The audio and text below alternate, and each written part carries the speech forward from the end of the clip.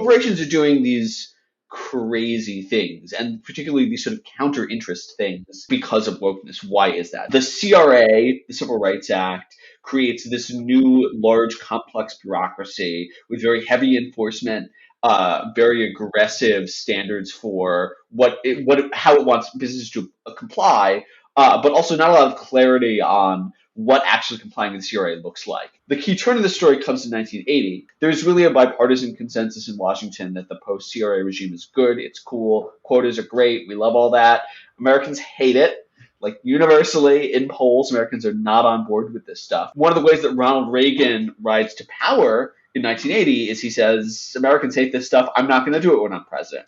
That doesn't totally happen, but he sort of like puts his foot on the gas a little bit. He puts Clarence Thomas takes over at EEOC. The DOJ gets less into like going after disparate impact. And if there's sort of a pure logic of consequences story, then you would expect businesses to ratchet back their level of compliance. But instead what happens is businesses go, no, we love diversity, we love race-conscious policy, it's the best thing ever, we're going to do more and more and more of it. And they transition to this other logical, rational justification, which I talk about as the business case for diversity. This becomes sort of the norm in the late 80s and early 90s, which is like basically in order to compete in the 21st century, in the late 20th and early 21st century diverse economy, we need to diversify and be inclusive and bring everybody in.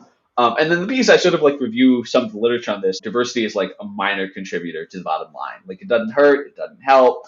It's sort of net neutral, but it certainly does not give you the sort of return on investment where it's worth the billions of dollars that firms now spend. This explains a lot about why this stuff has gotten so extreme, why it becomes impossible for corporations to say no to any of this stuff, because there's no limiting principle which grounds it.